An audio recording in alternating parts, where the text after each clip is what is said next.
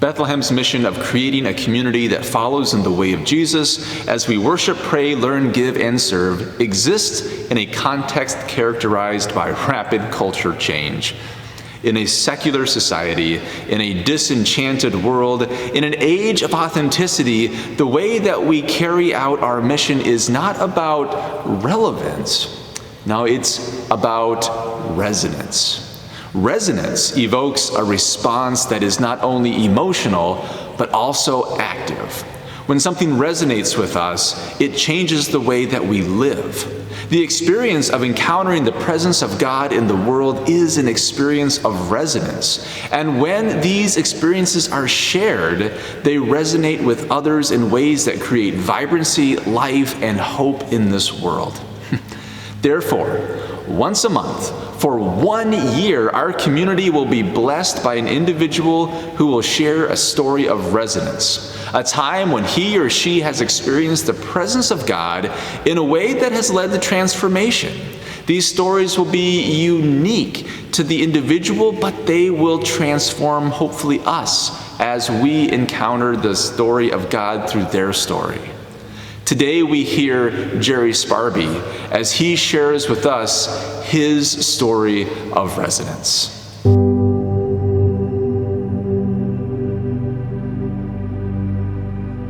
I'd like to thank Pastor Chad for all the hours that we've been able to spend together in conversation, and also for the invitation to be able to share my story and my journey over the past few years. 50 years plus, I guess. Anyway, I'd like to start out with my family. My family has been extremely important to me and supportive over the years. I've been one that's been involved with community and school and lots of things, and they have been there for me. But most important has been my wife, Lucy, who has many years ago said, I'm here to support you and help you on your journey and to help you develop your passion and compassion for others, and has been there and given me the freedom to just go and do and be where I wanted to be. And so I would like to start out with telling a little bit about my grandson, Jonas. Jonas and I were out in California 2 years ago, and one day in the car he said, Grandpa, who is your role model? And without too much hesitation, I said, well, Jesus.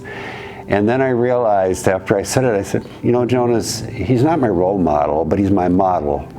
And I thought for years I had been in roles. I'd been a principal, I'd been a teacher, I'd been a coach, I'd been a father, I'd been a husband. And all of those roles had rules and expectations.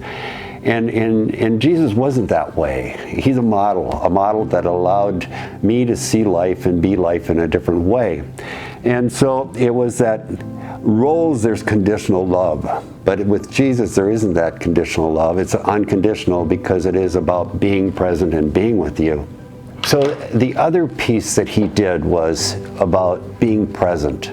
That wherever he was and whoever showed up, he was able to just be there. And he'd be with them, listen, share his love, and be a part of their lives at that time. It was about letting go and letting God. It was so obvious in all of the texts that I've read and experienced.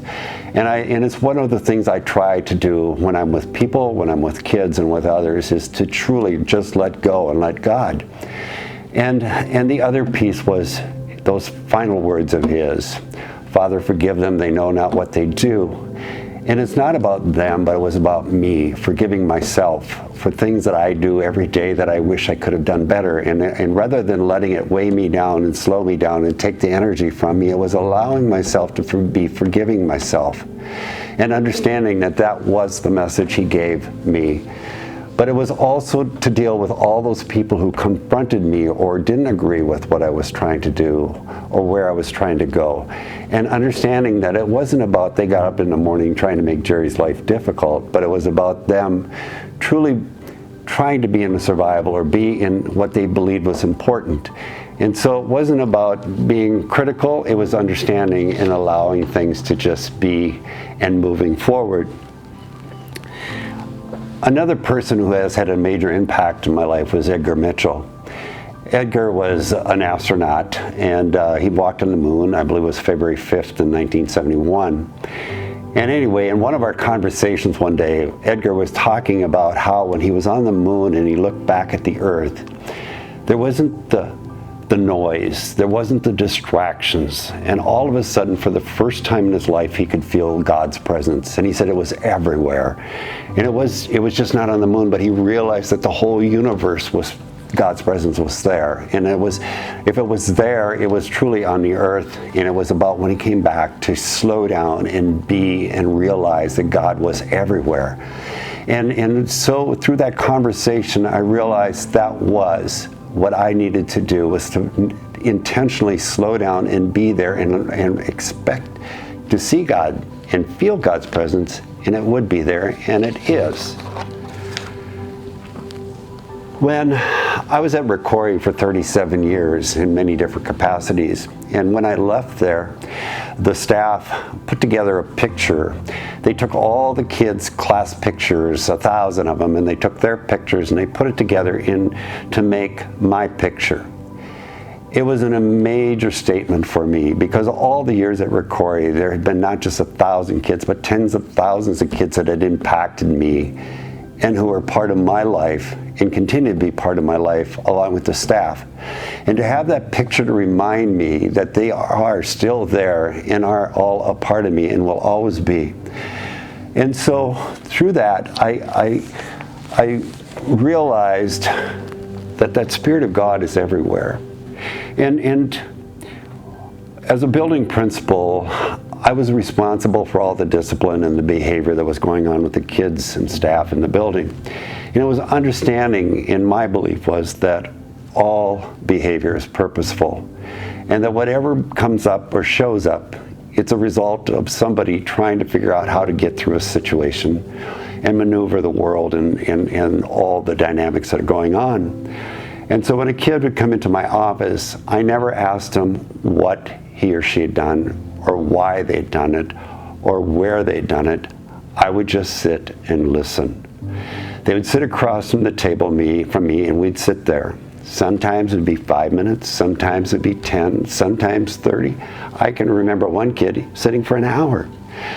But the power was in this dynamic that would go on, is that we'd have this dance that would go on between his eyes and my eyes, or her eyes and my eyes. And it was like, what I began to realize, that our eyes are the windows to our soul.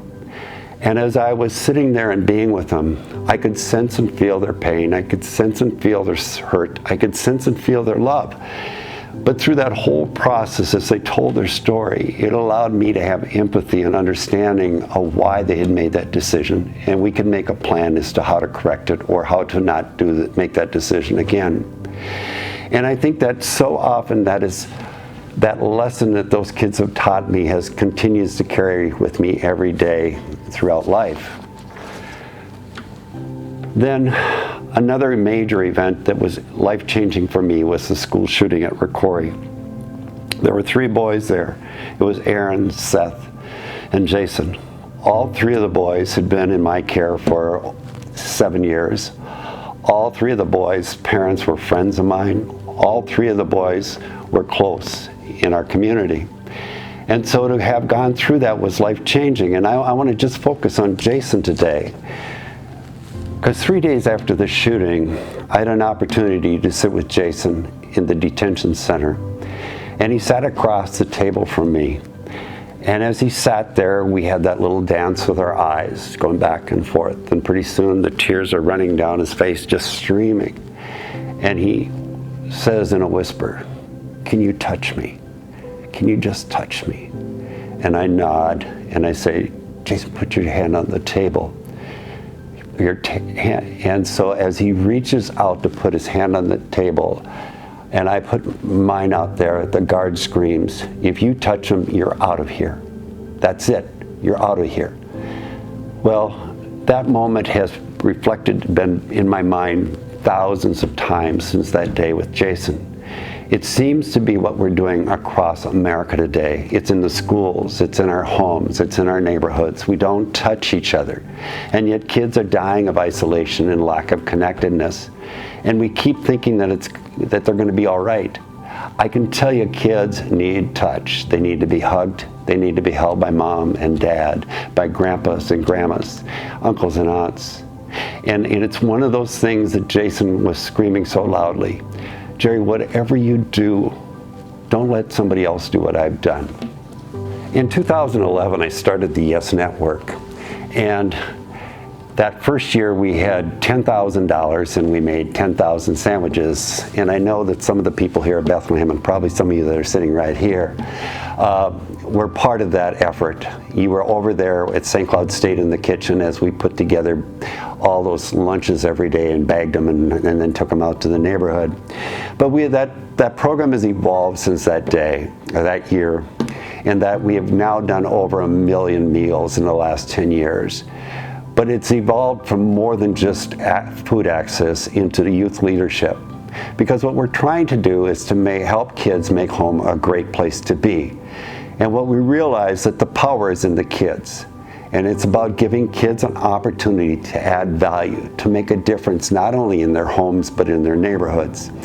And so through that process, we provide leadership opportunities for them to come and have classes with us, but we provide teachers and mentors that walk alongside the kids during the summer to guide them, to help them, and support them. Then after that, we also did recreation. We had a number of teachers who would help the kids provide games and jump ropes and things for the kids to do in the neighborhood those first few years. And then we added art. Art changed the whole dynamic in a way that we didn't expect. It allowed the kids to be creative. It allowed them to slow down and just be.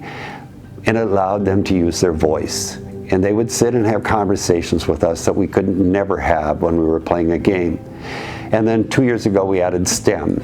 And the project continues to grow. And I'm excited about it.